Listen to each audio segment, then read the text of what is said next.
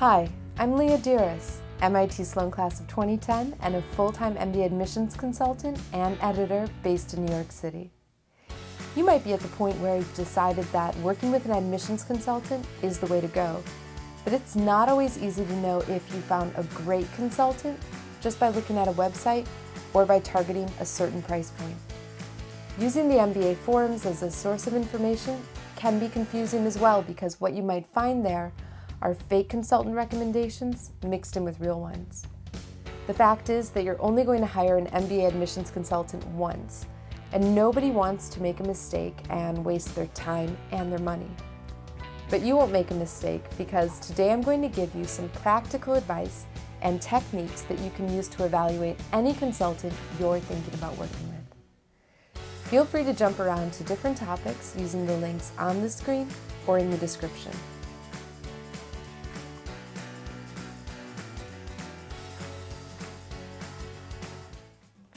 The first part of any MBA application is always going to be a written piece of work.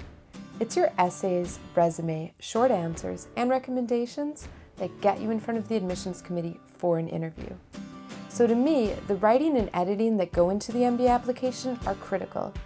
A consultant can be great at giving you advice, but if they're not a great editor and writer themselves, they're not going to be able to help you much. So my first piece of advice is also the most important one, and that is, before you sign up for a package, ask to see examples of essays and resumes that your consultant has edited in the past. If the consultant isn't the person doing the editing, then ask for examples of essays and resumes from the person who is.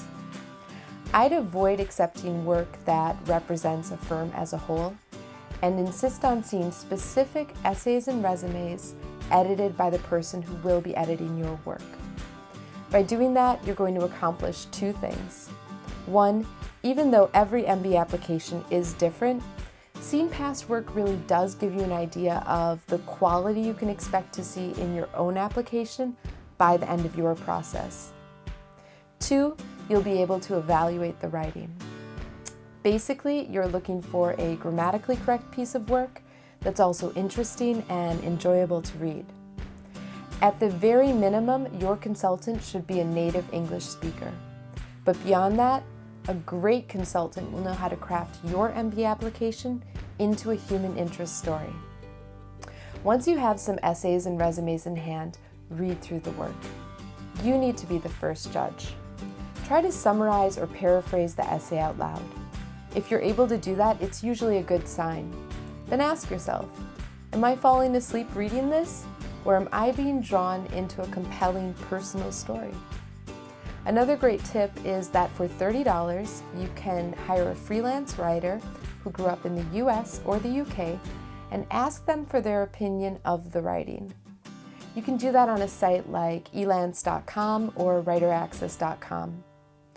I think that $30 is such a small due diligence investment to make, and really, it can save you a lot of time and money in the long run.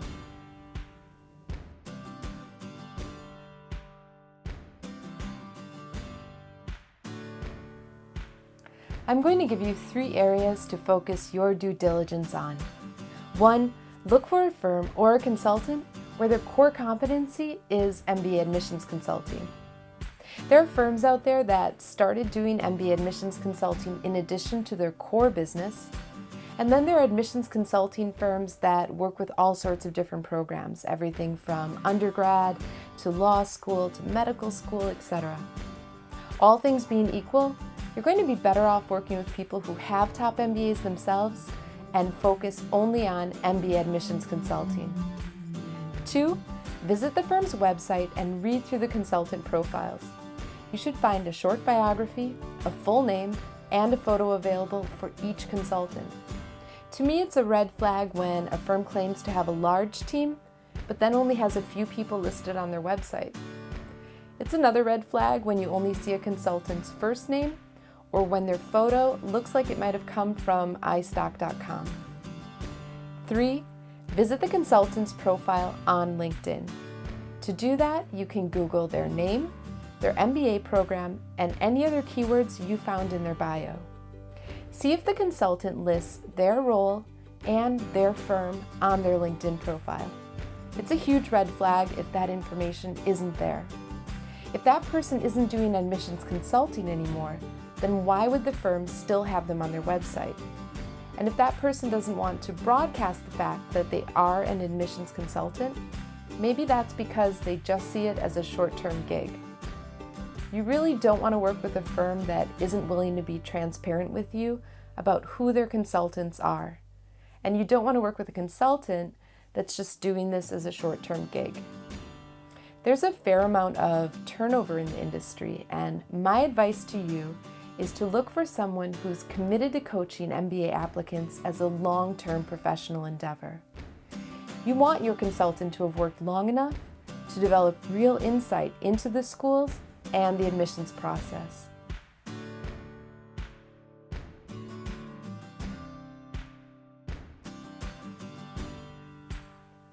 The main difference between a part-time and a full-time consultant is that the part-time consultant is always going to have other professional or personal commitments. They may very well have a full-time job, or they could be working on a startup or another personal project. Usually the full-time consultant is going to have more experience, but you need to be the judge. If you find a part-time consultant who's been working with applicants for 5 years, they might be more seasoned than a full-time consultant who just started. In terms of having an MBA, I think it's really important to look for a consultant with not just an MBA, but a top MBA, especially if you yourself are targeting top 20 programs. That person has been through the MBA application process themselves, but they also understand the MBA mindset. They can help you get into business school, and they can also prepare you to navigate things like recruiting once you're there.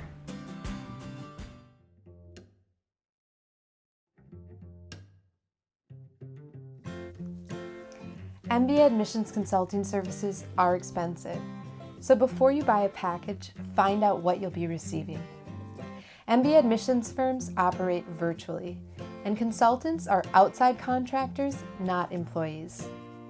If a consultant works for a firm, they'll earn anywhere from 10 to 50% of the package cost. Now, the percentage depends on the firm's business model. Some firms assign one consultant to each client for the duration of the application process. Other firms have non-MBA editors who edit and comment your work, and then an MBA consultant that signs off on the work. My advice to you is to ask how fees are allocated so you can get an idea of the scenario you'll be dealing with. A good rule of thumb is that the time and level of service you'll receive correlates with what the consultant, not the firm, earns. So if your consultant earns 25% of the package cost, that's most likely what they'll deliver on. Let's say that you buy a $4,000 package. Now the consultant is going to earn anywhere from $400 to $2,000.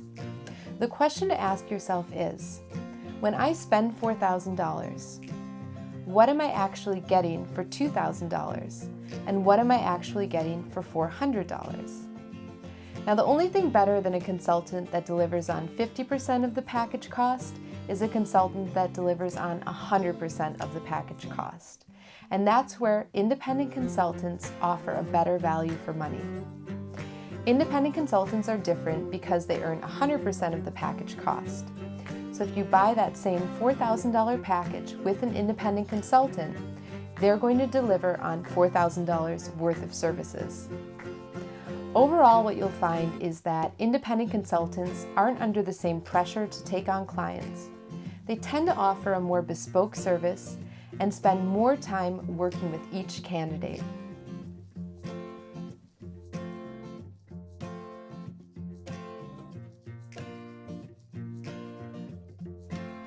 It's normal for a candidate to have questions and concerns that pop up throughout the application process.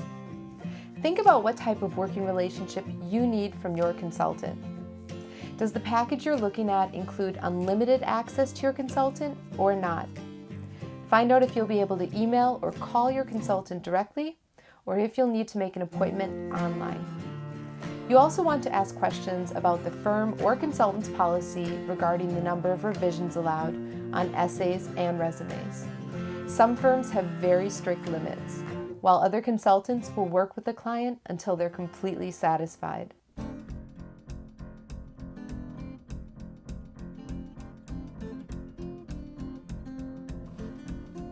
During the initial consultation, it's a really good sign if your consultant is being straightforward and honest with you.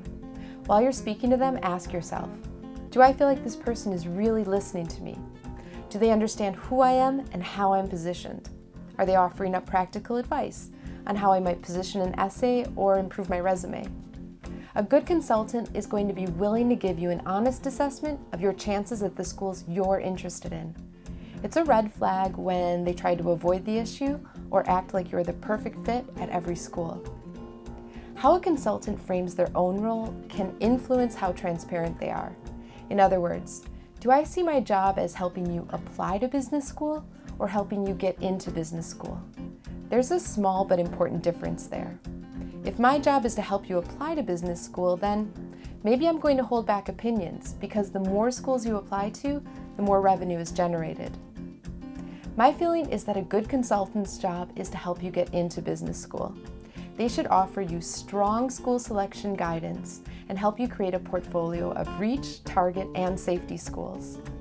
You'll know you found a great consultant when they want to see you spend your time and effort focusing on a handful of schools where you're truly competitive.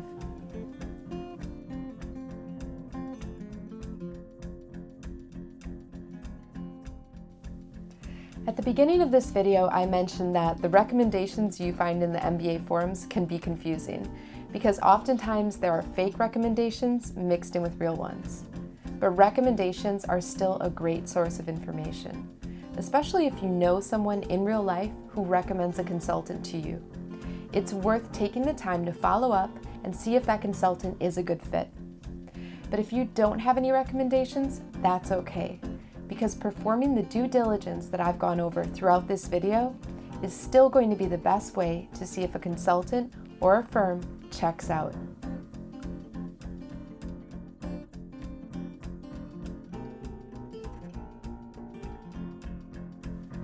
To recap, seeing examples of a consultant's work is still the best predictor of whether you're dealing with a good consultant or not. In terms of an ideal scenario, I would look for a full-time consultant with a top MBA who's straightforward and a native English speaker. If you'd like to jump on a call and talk a little bit about your own MBA application, you can visit my free consultation page over at fxmbaconsulting.com. If you're an international applicant, stick around because I have a bonus track for you talking about cultural issues. To everyone else, thank you for your time.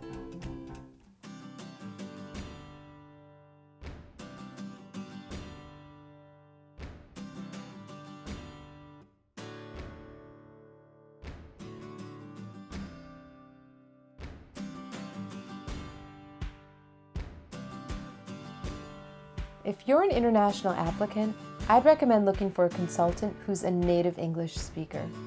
My definition of a native English speaker is someone who grew up in a country where English is the first language. This section is aimed at international applicants applying in the US and Europe. Now, at the MBA level in the US, the admissions committee is going to be American, or at the very least, they're going to be culturally American. Americans tend to be a lot more emphatic in their written and spoken communication. So that's why I think that an American consultant will understand the American system better and also be more intuitive about the level of personal detail and the tone that the AdCom is going to be looking for. Now, European MBA programs don't ask applicants for as much personal detail or creativity. So if you're applying to a European program, you'll have more flexibility in choosing your consultant. To sum it all up, I'd say that as long as your consultant has a top MBA and is a native English speaker, you'll be in good hands. You could be larger than life, bigger than the world, living out the hopes and dreams of every boy and every girl. You could fly higher than the sky, shine brighter than the stars. You could have all you ever wanted, shoot the moon and reach for Mars. You know you could.